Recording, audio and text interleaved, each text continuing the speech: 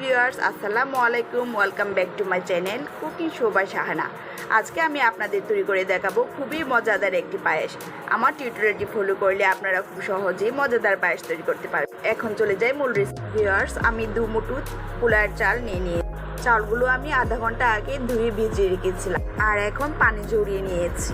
আপনারা দেখতে পাচ্ছেন চালে একদম পানি নেই। আর এখানে নিয়েছি তেজপাতা, 2টো তেজপাতা, দারুচিনি, 2 টুকরো দারুচিনি, আর এলাচটা আমি ভেঙে দিয়েছি, তাহলে গন্ধটা বেরোবে। আর আমি এখানে 1.5 কেজি দুধ ঘন করে নিয়েছি। ভিউয়ার্স, আমি ফার্ম ফ্রেশ দুধ নিয়েছি, সেজন্য আমাকে দুধটা খুব একটা ঘন করতে হয়নি। আমি দুধটা নর্মাল করে এতে 1 কাপ গুঁড়ো দুধ দিয়ে দিচ্ছি। গুঁড়ো দুধটা দিয়ে ভালো করে নাড়াচাড়া দিতে হবে, না হলে জমাট বেঁধে যাবে। আর ঠান্ডা অবস্থায় দিতে হবে, দুধটা গরম থাকলে সেটা জমাট বেঁধে যাবে। এখন আমি গুঁড়ো দুধটাকে ভালো করে মেশাবো। ভিউয়ার্স, দেখতে পাচ্ছেন আমার মেশানো হয়ে গিয়েছে। এবার আমি দারুচিনি, তেজপাতা এবং এলাচ আমি এর মধ্যে দিয়ে দেব, দিয়ে নাড়াচাড়া করব। আর চালগুলো দিয়ে দেব। ভিউয়ার্স, চাল দেওয়ার পর আমাকে ভালো করে নাড়াচাড়া করতে হবে বলক ওঠা আগ পর্যন্ত। ভিউয়ার্স, এখন আমি চুলার আঁচটা বাড়িয়ে দিয়েছি। বলক ওঠার আগ পর্যন্ত আমাকে ভালো করে নাড়াচাড়া করতে হবে, আর নাহলে চালটা জমাট বেঁধে যাবে। যতক্ষণ না বলক উঠবে ততক্ষণ আমি নাড়াচাড়া করব।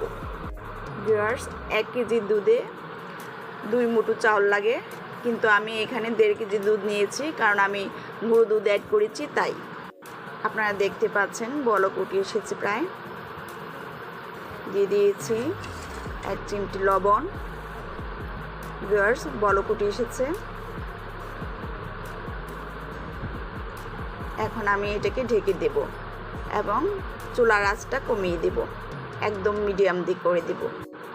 ভিউয়ার্স, চুলার আঁচটা মিডিয়াম করে দিলে তাহলে ভাতটা তাড়াতাড়ি সিদ্ধ হয়ে যায়। মাঝে মাঝে আমি নাড়াচাড়া করে দেব, না হলে নিচে আবার লেগে যাবে। আপনারা দেখতে পাচ্ছেন ভাতটা এখনো সিদ্ধ হয়নি। আমি আবার ঢেকে দিব, ঢেকে দিয়ে আবার কিছুক্ষণ রান্না করব।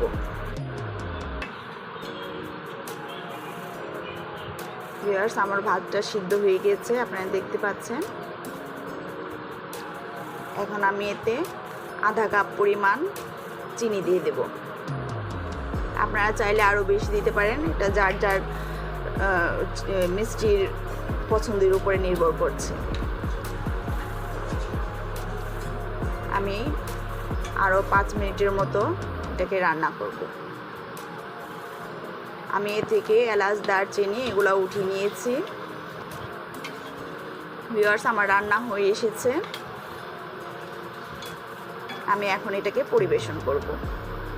ভিউয়ার্স, আশা করি আজকের রেসিপিটা আপনাদের কাছে ভালো লেগেছে। যদি ভালো লেগে থাকে তাহলে লাইক, কমেন্ট এবং শেয়ার করতে ভুলবেন না, এবং আমার চ্যানেলটিকে অবশ্যই সাবস্ক্রাইব করে পাশে থাকা বেল আইকনটিতে ক্লিক করুন, তাহলে আপনারা আমার ভিডিও সবার আগে পেয়ে যাবেন। তো ভিউয়ার্স, আমার রান্না হয়ে গিয়েছে। আমি এটাতে সর বাঁধতে দিইনি, আমি বেশি বেশি করে নাড়াচাড়া করেছি। সর বাঁধলে এটার ঘনত্বটা থাকে না। ভিউয়ার্স, আমি এটা কাজু বাদাম দিয়ে ডেকোরেশন করেছি। কাজু বাদামটা আমি হালকা ভেজে নিয়েছি বাটার দিয়ে ভাজলে এটার সেন্টটা অনেক সুন্দর হয়, খেতেও খুব ভালো লাগে। আপনারা প্লিজ একবার হলে ট্রাই করে দেখবেন। খুবই মজাদার একটি পায়েস, আপনাদের খুবই ভালো লাগবে আশা করি। আর কথা না বাড়িয়ে আজ এখানেই বিদায় নিচ্ছি।